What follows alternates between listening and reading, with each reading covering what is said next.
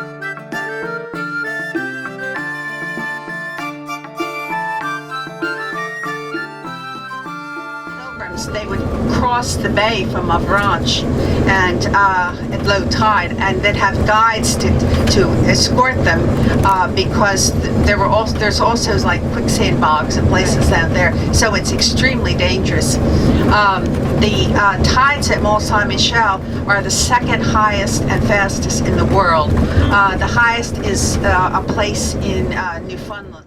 When the sea draws back, they said as much as 11 miles, and then it just exposes this large area of sand. But when it starts to come in, they said the range from the highest to the lowest water reaches 50 feet. And when the tide is really starting to flow, it comes in at the rate of 203 feet a minute. So you can see why it would be impossible for someone to outrun that. And that's when Justin and his nemesis Durand in my Mystery Prince of Darkness have to do that. They make this mad dash back to the Abbey just ahead of the tide, and it's a very scary experience for them all.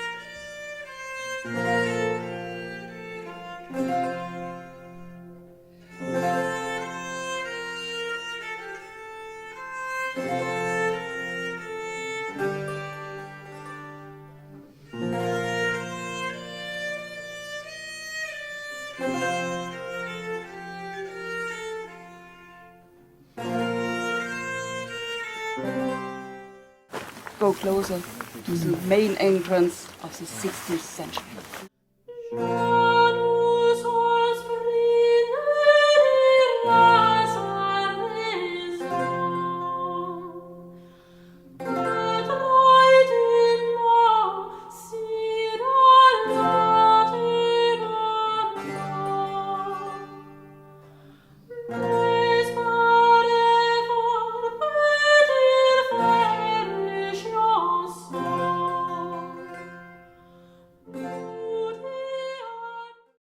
I see Rosamond as the anti-Eleanor. She was sweet, she was submissive, she flattered his ego. She was probably restful, and whatever can be said about Eleanor, Eleanor wasn't ever restful. And I don't think it's to Henry's credit that he needed that, but obviously he did, and I think that there was definitely an emotional attachment because he was involved with her for a number of years. I think that we as human beings are quite capable of loving more than one person. It gets complicated when it happens to be at the same time, but I think we could do that too. So I've always felt that Henry definitely was emotionally attached to both women, just in totally different ways. She was young too. Yes. And he might have been in a midlife crisis. Yes. The age works for that, Cheryl. Yes. So he allowed her to be. She allowed him to be the Lord and Master. Yeah, exactly. As John said, she allowed him to be the Lord and Master, and Eleanor wasn't too good at that. I've never believed, as you know from having read my books, that Eleanor, took part in the Great Rebellion of 1173 as, a wronged wife. That simply wasn't Eleanor. But you will read books, even now, that still argue that that was her motivation. I think Eleanor was a political being to the very marrow of her bones, and Eleanor loved Aquitaine first and foremost, and I think she was very frustrated that Henry continued to meddle in what she saw as her duchy and not allow her, the kind of authority that she felt she deserved. And I think those were all, factors, plus the fact that she was not happy with the situation involving how he was treating their sons as well. So, like most things we do in life, I think she had mixed motives. And I think she probably came to regret it. She had 16 years in which to do that.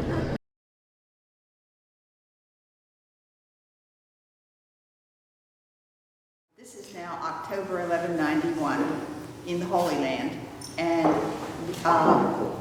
Richard has taken Acre, and they are marching to Jerusalem. And the scenes I'm going to read you include one of Richard's more famous military exploits when he was in the Holy Land, because the myth of the invincible Richard Lionheart really took root during his time in Crusade. And I think that there might be something in this chapter that might surprise some of you. There may be not, because you people are almost scarily knowledgeable about this time period, as some of the guides on this tour can attest.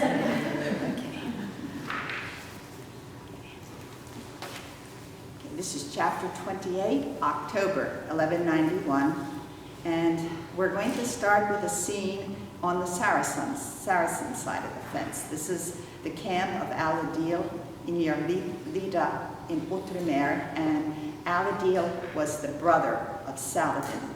Now, we call him Saladin, which is actually a title, not his name. Interestingly enough, his name was Yusuf, which is Joseph, the biblical Joseph. And Salah al-Din was the title, and the Crusaders sort of condensed it to Saladin, and that is how he has become known to history. And so, without further ado, Baha al-Din had been with his sultan at Latran. When he received the summons from Salah al-Din's brother, he presumed he meant there had been new developments in the ongoing peace talks with the English king. Once he was escorted into al-Adil's tent, his surmise was confirmed, for this was to be a rare public-private audience. The only other person present was Saniyat al-Din ibn al-Nahal. The latter was al-Adil's scribe, and so trusted despite his unusual background, he had converted to Islam from Christianity, that he had been the one conducting the negotiations on his lord's behalf. Ordinarily, Baha al-Din would have been offered a cooling drink, an iced julab. This was the 29th day of Ramadan, their month of fasting, and Muslims were expected to refrain from eating or drinking from sunrise to sunset. So after greetings were exchanged, Baha al-Din sat cross-legged on cushions and politely waited to learn the reason for his presence.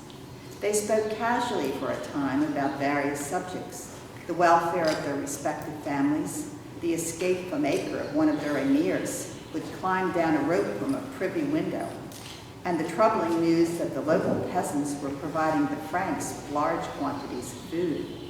But al-Adil soon got to the point of the visit. "You are familiar with the first offer made by the English king." "I am, my lord," Baha al-Din assured him. Richard had sent a remarkably candid letter to Salah al-Din, saying that both sides were suffering great losses and they needed to find a way to end the war. He had asked for the lands west of the River Jordan and the city of Jerusalem. He had further argued that the true cross ought to be returned, as to you it is nothing but a piece of wood, but it is very precious in our eyes. Salah al-Din had rejected all three demands, insisting that the holy city was more sacred to Muslims, for it was the place of our prophet's journey and the place where the angels gathered. The lands in question belonged originally to them, and the possession of the cross is a great advantage to us, and we cannot give it up except we could thereby gain some advantage to Islam. The talks had stalled after that, and Baha al-Din was quite curious to find out what the infidels were offering now. "We've often agreed that the Franks are a predictable people," al-Adil said with a faint smile. "That cannot be said of this English king, for he has come up with a truly surprising proposal. He suggests that we resort to a tried and true method of making peace, a marriage." Baha al-Din was astonished. It was true that in the Christian and Muslim worlds, wars were often settled by marital alliances, but this was a holy war, both to the Franks and the Saracens. "Whose marriage, my lord?" he asked warily. Al-Adil's dark eyes shone with amusement. "Mine. The English king has offered me his sister, the widow of the king of Sicily." Baha al-Din prided himself on his inscrutability. That was an essential skill for a diplomatic envoy, and a useful one for any man who must deal with princes. But his discipline failed him now. He gasped audibly, his mouth ajar, so obviously flabbergasted that the other men burst out laughing. Surely he was joking. Al-Adil glanced toward his scribe, indicating that he should be the one to answer. "It is not always easy to tell with him, my lord, for he has a bantering manner, often speaking half seriously, half in jest. But I do not think this was a joke. If so, it is a remarkably detailed joke," Al-Adil commented. "The Lady Joanna would be crowned Queen of Jerusalem, which would become the capital of our realm.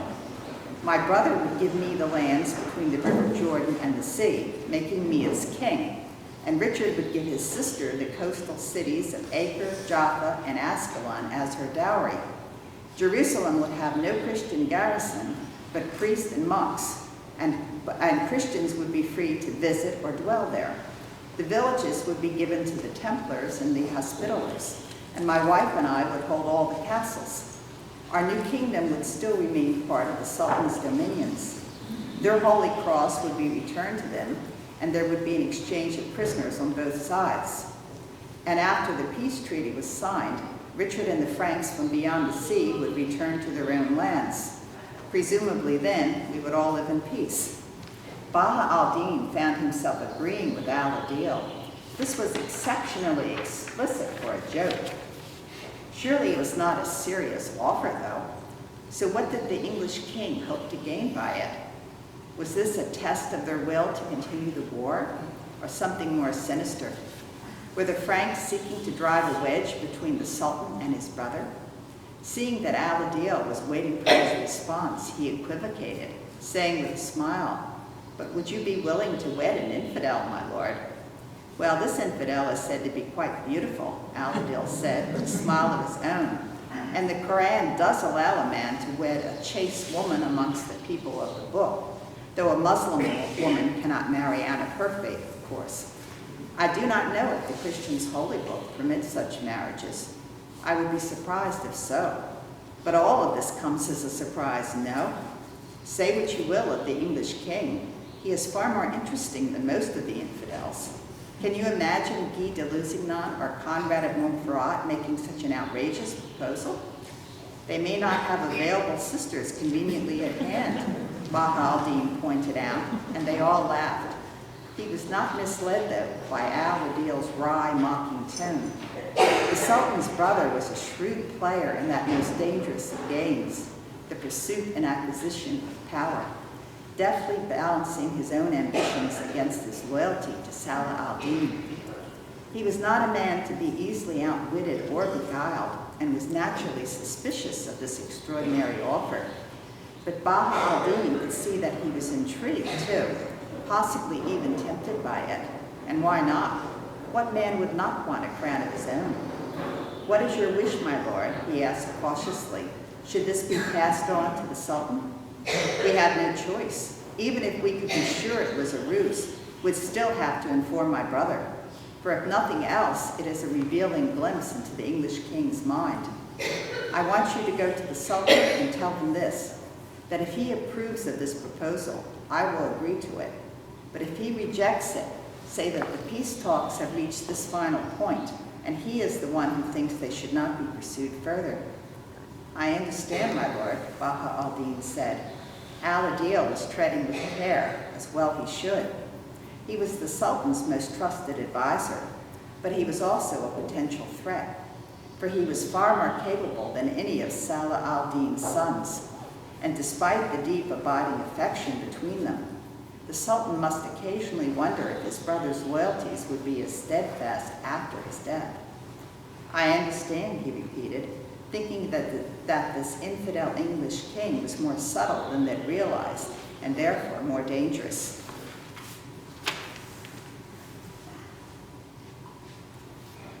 "You did what? Joanna, will you let me explain? And for God's sake, lower your voice." It was not easy to find privacy in an army camp. Richard had done the best he could, seeking out his sister in her own tent and dismissing her ladies and servants. But his precautions would be for naught if she continued shrieking at him like a wrathful fishwife. "Explain," she echoed incredulously. "What possible explanation could you offer that I'd accept?" Before he could respond, a tent flap was drawn aside. "Richard, Joanna, whatever is wrong? I could hear the shouting all the way outside." Richard was not pleased by Berengaria's intrusion, preferring to discuss this alone with his sister. But he could hardly dismiss her as he had Joanna's attendance, and even if he tried to do so, he suspected that Joanna would, in her present contrary mood, insist that her sister-in-law remain. "Do you want to tell her, Richard, or shall I?" Joanna glared at her brother, looking eerily like their mother in one of her imperial rages. "Your husband has bartered me to Saladin's brother. He has proposed peace terms based upon my marriage to al-Adil." "Richard!" Berengaria was staring at him, horror-struck. "How could you? You make it sound as if I offered to trade you for a couple of camels." "All I did was to suggest that a marital alliance might be one way of ending the war. You were outraged when Philippe flirted with me at Messina. would never have even considered a marital alliance with France. But now you are content to marry me off to an infidel, an enemy of our faith? I think you have well and truly lost your mind. I never said I intended to marry you off to Al-Adil. I simply said I'd suggested it to him. And as I tried to tell you, I have 3 very compelling reasons for making such a proposal. Seeing that she finally seemed willing to hear him out, he said hastily before she changed her mind. First of all, Saladin is about 8 years older than his brother and not in the best of health, so he likely expects to die first. Secondly, Al-Adil has proved himself to be a man of great abilities, as skilled at statecraft as he is at winning battles. He is highly regarded by Saladin's emirs, and the Sultan well knows it. Finally, Saladin's firstborn son is just 1 in 20, his other sons much younger, and none of them have so far shown Al-Adil's gift for command. From all I've heard, there is a close bond between the brothers, but Saladin would have to be a saint, assuming Muslims have them, for him not to worry about what happens to his empire after his death. Pausing, he saw that his wife still looked aghast. Joanna, though, was listening. Go on, she said. So you're seeking to stir up discord between Saladin and his brother. How does this marriage proposal do that? Because it is not one Al-Adil can dismiss out of hand, for it would make him a king, and you a queen, in case you're interested. Seeing that she was not amused by his attempt at humor, he continued, telling her of the peace terms he had proposed to Al-Adil. So you see, he concluded, this marriage proposal is actually a trap of sorts. With me as bait, she said tartly. You expect Saladin to accept this offer? No, I expect him to refuse. You'd best hope that he does, Richard, she warned, for I would never consent to it. Not even to become Queen of Jerusalem, he teased, and she frowned. Not even to become Queen of Heaven. I am not about to join a harem. Yes, I know that Muslims can have 4 wives, Richard. I grew up in Sicily, remember? But you'd be a queen, which would surely give you greater status than his other wives, he said, and ducked laughing when she snatched up a cushion and threw it at him. While Berengaria was greatly relieved that Richard had not truly intended to marry Joanna to an infidel Saracen, she was troubled that he was treating it so blithely instead of with the seriousness it deserved. I do not understand. Why would Saladin's brother believe you could dispose of the Jerusalem crown as you pleased? And why would he believe that the other Christian lords would accept this? Richard patiently explained that no one but Guy wanted him to remain as king, and Isabella could be said to have forfeited her right to the crown because of her bigamous marriage to Conrad. And while some of the Pulains might balk, most of the men who had taken the cross would not, for they could then visit the holy city and its shrines, fulfill their vows, and go home. Joanna had listened intently, her eyes narrowing. So, she said, you offer Al-Adil a crown, Saladin refuses it, Al-Adil feels cheated, and they begin to regard each other with suspicion. Is that how it is supposed to go, Richard? More or less, he agreed. Needless to say, this cannot become common knowledge. By the time Burgundy and Beauvais got through with it, that had me converting to Islam and launching a jihad to set all of Christendom ablaze. Joanna waited until he'd kissed them both and made ready to depart. Just out of idle curiosity, Richard, what happens if Saladin and Al-Adil accept your proposal? What will you do then? He paused, his hand on the tent flap. I'll think of something, he said with a grin, and disappeared out into the night. Once he was gone, Berengaria sat down wearily on Joanna's bed. Sometimes I fear Richard can be too clever for his own good, she confessed. I see the value in sowing suspicions between Saladin and his brother, but if word of this got out, the mere thought of that was enough to make her flinch. I expected the war against the Saracens to be so much more straightforward. Instead, it is like a quagmire, poisoned with petty rivalries, personal ambitions, and shameful betrayals. The French hate Richard. The Pulains are at one another's throats. Guy is not fit to rule, but Richard supports him anyway because of his feuding with the French king. Philippe not only abandoned a holy war, he is likely to launch attacks on Richard's lands in Normandy in utter defiance of the church. And Conrad is the worst of the lot, for he is actually willing to side with the infidels against his fellow Christians. It is also ugly, Joanna. Joanna wondered if she'd ever been as innocent as Berengaria, as trusting of men and their motives. Most likely not, she decided, but then it would have been difficult to cling to innocence in a family known as the Devil's Brood. She sat beside her sister-in-law in the bed, thinking about her father and brothers. It was not just Richard. They had all been too clever by half, so sure they could outwit their enemies and get their own way by sheer force of will. And where had it gotten them? Papa died alone and abandoned, cursing the day he was born. Hal had been no better than a bandit in his last weeks, raiding churches to pay his routier. Geoffrey's plotting with the French king had brought suffering upon his wife and children, for his untimely death had made them pawns in the struggle between Brittany and its more powerful neighbors. Johnny had already proven that he could not be trusted, betraying the father who had sacrificed so much for him. As for Richard, not only did he have his full share of the Angevin arrogance, he had a reckless streak that she found deeply disturbing.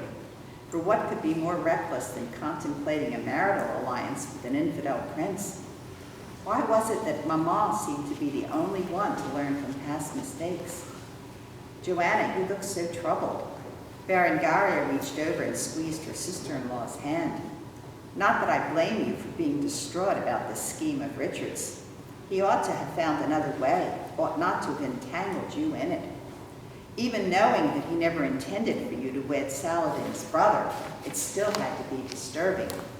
She did not finish the thought, faltering at the skeptical expression on Joanna's face. Surely you do not think he was lying. I cannot believe he'd ever coerce you into a godless marriage. He loves you dearly, Joanna. I know he does. I never feared that he'd try to wed me to Aladil against my wishes. Mind you, most men are all too willing to accept female sacrifice for the greater good, but my happiness does matter to Richard. Yet you are deluding yourself, Berengaria, if you think this is merely a sleight of hand to deceive Saladin and Aladil. Had I reacted differently, had I been excited at the prospect of becoming Queen of Jerusalem, and there are women who wed the Antichrist if there was a crown in the offing, I'd wager Richard would have begun to take the marriage proposal somewhat more seriously.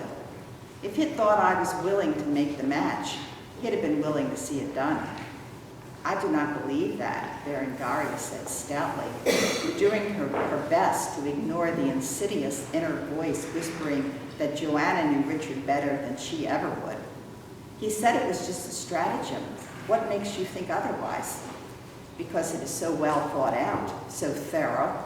Because he believes that if the kingdom of Jerusalem is to survive, it is necessary to come to terms with Saladin. Because these terms are fair enough that both sides could live with them. Because he sees the Saracens as his enemies, but not as evil incarnate the way most of his army does. Because he truly seems to respect Aladil, and probably thinks he'd be a good husband, aside from the small matter of his infidel faith and other wives, of course.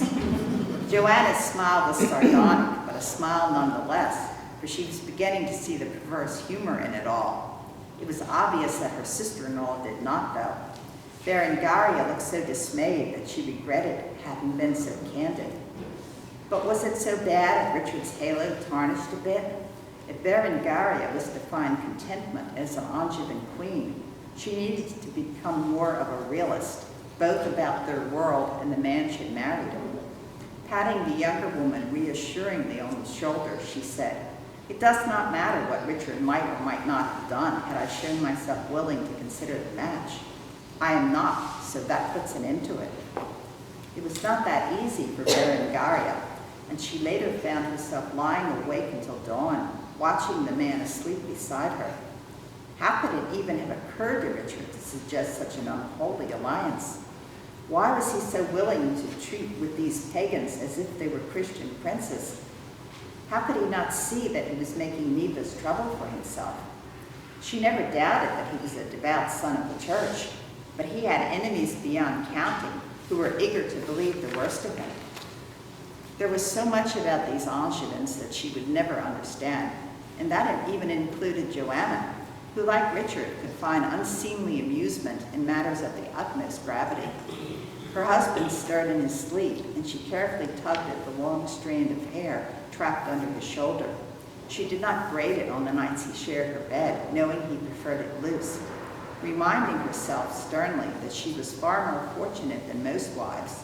She stretched out and closed her eyes, but she still felt unsettled, perplexed, and suddenly very lonely, for she could hear the echoes of her beloved brother Sancho's voice, giving her that gentle warning back in Pamplona. "They are not like us, little one." Indeed, they were not. When Baha al-Din carried Richard's proposal to Salah al-Din, the Sultan at once accepted it, for he was convinced the English king would never carry it out, that his latest gambit was either a joke or a deceitful trick.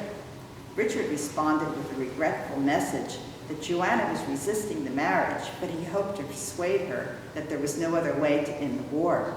Although the Saracens remained highly skeptical, the secret negotiations resumed. Richard continued to give his family, friends, and army reason to fear for his safety. Encountering some Saracen scouts near Jaffa, he forced a battle, killing an emir, taking prisoners, and shrugging off criticism afterward. The following day, All Hallows' Eve, he entrusted Jaffa and his women to the Bishop of Evreux and the Count of Chalon, and moved the army 4 miles to Yazur, where he camped midway between the Castle of the Plains and Castle Mine, 2 Templar fortresses that had been raised by Salah al-Din. He instructed the Templars to repair the first castle, while he set about rebuilding the second one. And despite daily harassment by the Saracens, they made enough progress to excite his men, who were impatient to begin the march upon Jerusalem and saw this as a first step. 6 days later, a small group of squires ventured out to forage, guarded by Templar knights. They had filled bags with fodder and were collecting firewood when a troop of Bedouin horsemen came swooping down upon them. The Templars came to their aid, but they were outnumbered and soon found themselves surrounded. The knights then resorted to a desperate maneuver, dismounting and standing back to back as they prepared to sell their lives as dearly as possible. Their order prided itself upon never surrendering or paying ransom. It was then that André de Chauvigny and 15 of his household knights arrived upon the scene, drawn by the commotion. Their charge temporarily scattered the Saracens, but they surged back in greater numbers, and the Franks realized this was a battle they were not going to win. 2 miles away, Richard was supervising the rebuilding of the stronghold at Castle Mine. His men were lugging bags of sand and lime and barrels of water toward a trough, making ready to mix a new batch of mortar when the sentries began to yell for the king. The boy seemed unhurt, but he was reeling from fatigue and had collapsed upon the ground as soon as he blurted out his news. He was too weak to rise as Richard broke through the throng of men encircling him, panting so heavily that his narrow chest heaved as if he were having convulsions. Richard could barely hear his gasping words, and one of the first sentries to reach the squire stepped forward. An attack by the Turks, sire, near Ibn Ibrahim. He said there were too many of them for the Templars. Then other knights rode up, but they are outnumbered too. It sounds as if they need help straight away. Get him water, Richard ordered, his eyes searching the crowd of bystanders for knights who were already armed. He directed the Earl of Leicester and the Count of St. Paul to lead a rescue mission, and then ran toward his tent, calling for his squires. They armed him with record speed. It still took a while, though, for him to summon his own knights and fetch their horses. So by the time they rode out of camp, they dreaded what they might find. It was to be even worse than they feared. They could already hear the familiar clash of weapons, the screams that indicated men and horses were dying up ahead. As they galloped toward the clamor, they were hailed by several Flemish squires from the foraging party. who had been hiding in the underbrush by a dry riverbed. The youths were almost incoherent, and none of them spoke fluent French, but they managed to communicate the one word that mattered: ambush. The attack upon the Templars had been made for a trap, and Leicester and St. Paul had ridden right into it. Richard spurred Vauvelle toward the sounds of combat, the others strung out behind him. Ahead of him was a surging mass of men and horses, a wild melee in which it was obvious that the Franks were greatly outnumbered. As Richard drew rein, his knights caught up with him, crying out in horror at the sight meeting their eyes. One glance was enough to tell them that the embattled knights were doomed, but they could not dwell upon that now, for they owed a greater duty to their king than to their cornered comrades. Gathering around Richard, they began to urge him to retreat, arguing that they did not have enough men to rescue the others, and if Richard died in a futile attempt to save them, their hope of defeating Saladin would die with him. Richard angrily cut off their entreaties. "I sent those men out there, promising that I would follow with aid. If they die without me, may I never again be called a king." And with that he couched his lance and charged the Saracens, shouting the battle cry of the English royal house. He impaled the first man to challenge him, flinging him from the saddle with such force that he was dead before he hit the ground. Dropping his broken lance, Richard then unsheathed his sword and urged Vauvelle into the fray again, attacking so furiously that the enemy soldiers shied away, seeking easier prey. By now his men knew he was there, fighting with them, and not for the first time the presence of a king turned the tide of battle. They rallied, seized the momentum Richard had given them, and drove the Saracens back, long enough for them to manage a retreat from the field. It was not a victory, but for the men sure they were facing death or capture, it was even sweeter, a reprieve, a rescue against overwhelming odds. When word spread of Richard's defiant vow that he'd never let them die alone, even those who often disapproved of his bravura exploits were impressed. And to the disgust of Richard's most implacable French foes, the November 6th battle burnished the growing legend of the Lionheart even more brightly.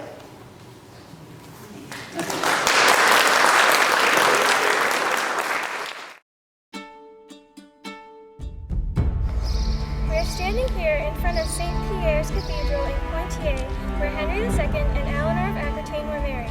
They oftentimes came here throughout their marriage.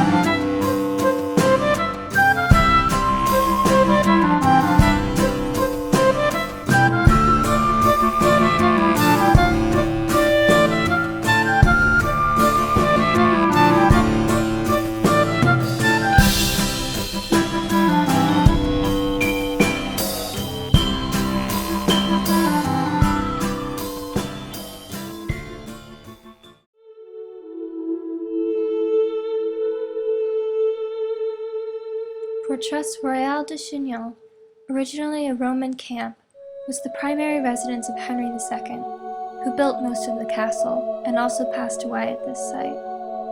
Henry and Eleanor lived here and kept the royal treasury in Chinon. The entire region was revitalized and distinct in their reign.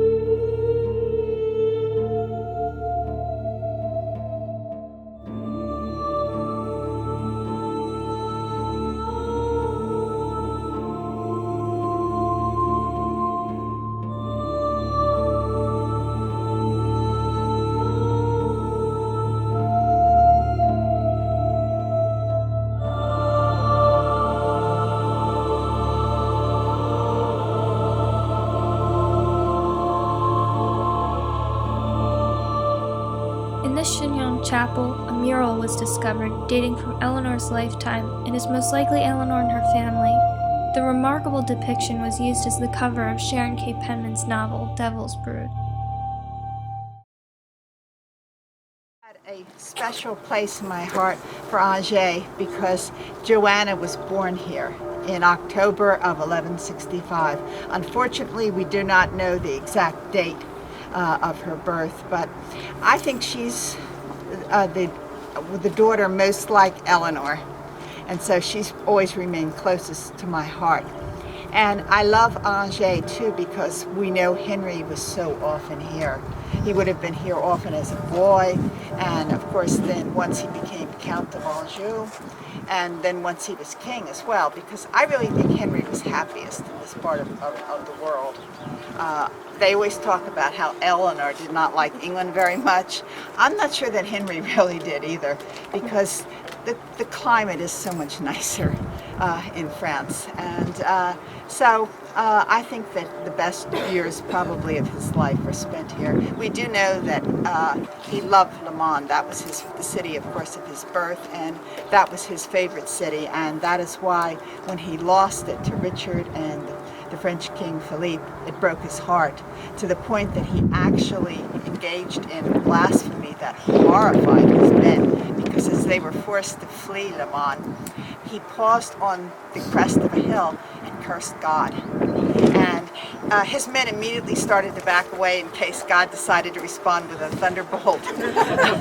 And when he was dying then, not that much longer, they were pleading with him to make his peace with God so that he wouldn't have to spend eternity repenting in hell.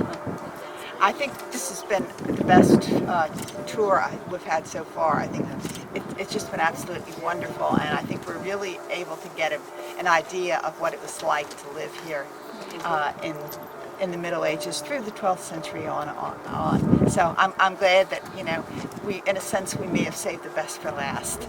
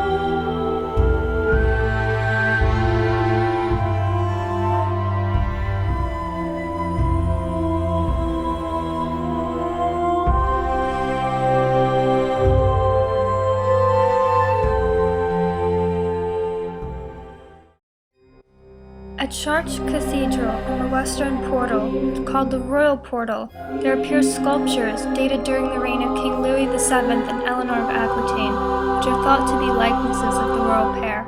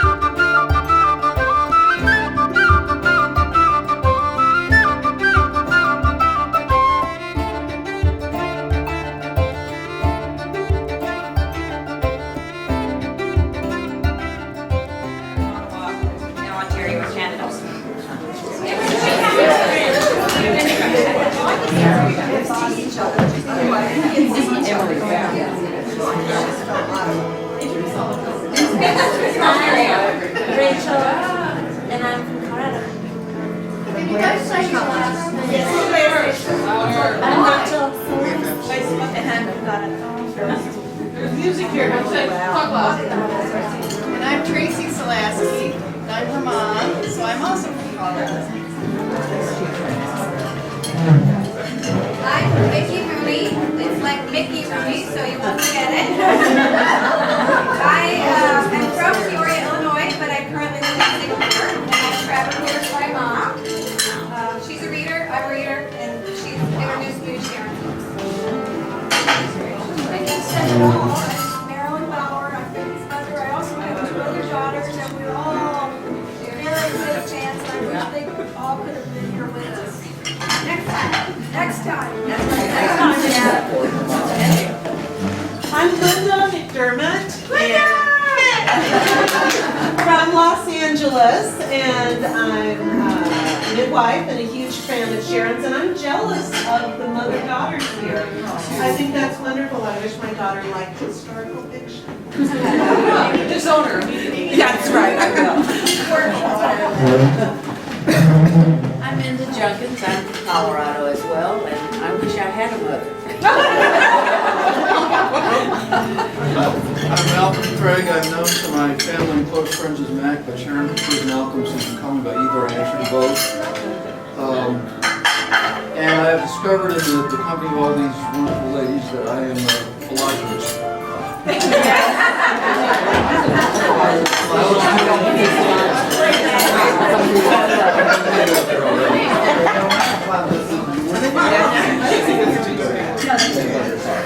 He's explaining philology. That is, it describes men who are happy and comfortable in the presence of women. The opposite of misogyny.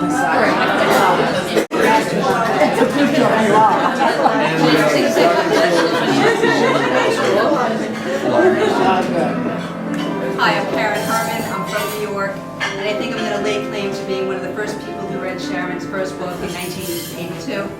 So I'm a long time fan. From Nutley, New Jersey, and I put this Hi everyone, Michelle Gain from Australia. I'm Leslie and I live on Facebook. I'm also a midwife, English born but Australian by choice.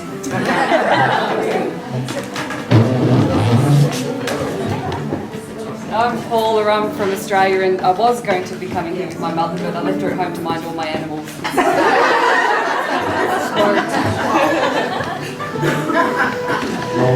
I'm Lisa Adair from Dallas, Texas, and I've been a reader of Sharon's novels since 1986, so I'm not far behind Karen. I'm 84. Oh, there you go.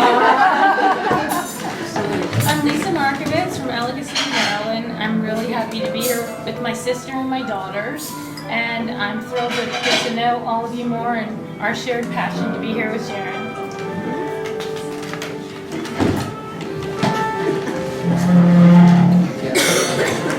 I'm Anna. I'm her daughter, so from the same place, Allegheny, Maryland. And this is my sister, and this is my aunt.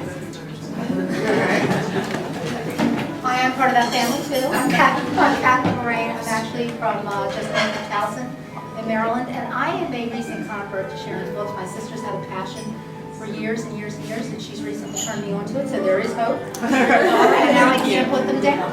I don't know, but trust her sister. And now I'm sorry that I did. Stand up, John. I'm John Phillips, and I'm from the east coast of England. I only discovered Sharon's books in the last week in October, and I've read them all twice, and the Eleanor of Aquitaine 2.5 times since then. And the only book I haven't actually finished is The Sun in Splendor, because I actually couldn't bring myself to finish it after Anne died. I just wanted to thank you all for coming, because I can't tell you what an amazing opportunity this is for me to be on a tour with 36 people who share my passion for the past and who have such great taste in literature.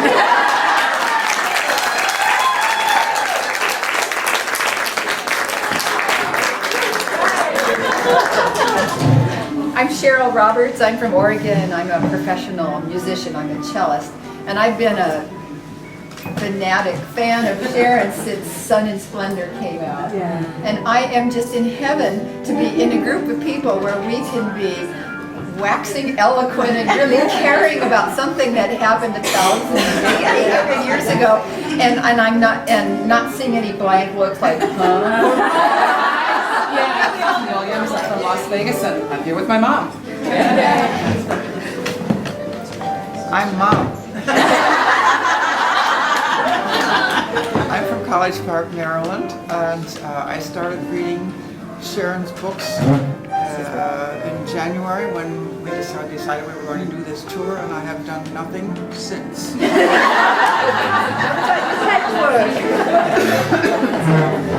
Hi, I'm Carly Jones. I'm originally from Seattle, Washington, but I live in Orlando, Florida right now, and this is my first trip to Europe, so I'm very excited and I'm having a blast with everyone here, and I'm just excited to see everything because it's just so awesome and better than, you know, where we're from, because it's not old really, you know, so I'm very excited. I'm Nancy Goggin and I'm from Delaware, and I'm the second generation of 3.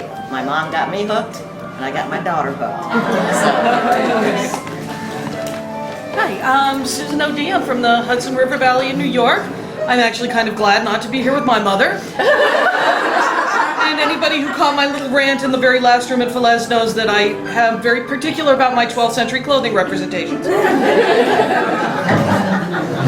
Bonjour, je m'appelle Nicole et je suis de Philadelphia. That's all I learned to say in my French class this year. So I figured I really needed to make the most of it. I'm here with my friend Susan, and I actually managed to come across a random copy of When Christ and His Saints Slept, and I said, oh, that looks like an interesting cover, let me get this book. And I've been hooked ever since, and I've actually been lucky enough to meet Sharon twice before at the Chester County Bookstore when she's been doing signings, because luckily I'm close enough to New Jersey that I get to do that. So I'm really excited to be here with you all. Hi everyone, I'm Angela Anderson from Australia. If that isn't the definition of alliteration or whatever it's called, I don't know what is. Hello, I'm Tamara McNeil from Berkeley, and I'm here with my good friend Linda McDermott. Hi, I'm Sue Morris. I'm one of the several Pennsylvanians here, but I'm from Western Pennsylvania. Go Steelers! I'm Emily Desjardins. I'm also here with my mother. I'm the one that's the Sharon fan. I discovered your books sometime after I did Lion and Winter in high school and became really obsessed with Eleanor and the Plantagenets, and so that's kind of why I'm here, because I wanted to see where they were and things like that. I live in New York City. Did you play Eleanor? No. I just kind of, my director made something up and made us all be servants because we weren't good enough to play Eleanor or Alice, and so I just got to curtsy a lot. It was enough to spark the inspiration. I'm Maloney from Tulsa, Oklahoma, and I'm so fortunate that my husband said that he would come because I knew it was going to sell out, and I knew all these single rooms were taken, and so he said, okay. I'm David Maloney. I'm the soft-spoken Okie. And you won't know I'm here. After today's reading, I think I might be reading a new book.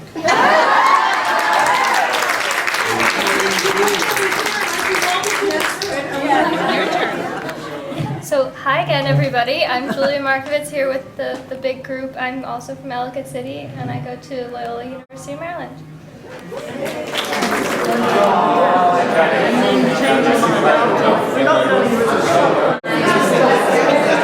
So many books, so little time. You might have thought it was a little odd that I required your pillow back from me, because you do have a long flight tomorrow. You do have a long flight tomorrow. Well, we wanted to make sure that in the footsteps of Eleanor of Aquitaine would go down in history. So,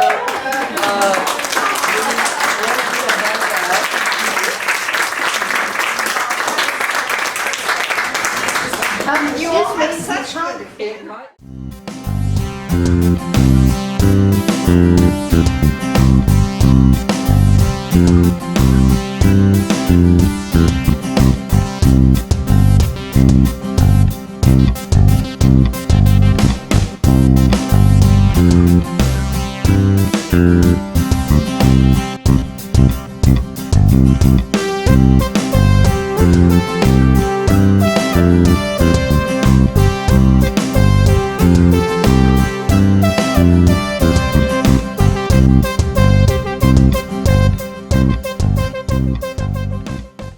Hippocratic oath. We're making a Hippocratic oath. I sincerely wish we had as possible on this entire body. Queen of England says I'd almost rather be in the hall. Congratulations, you're functioning adult. WWED. What would Eleanor do?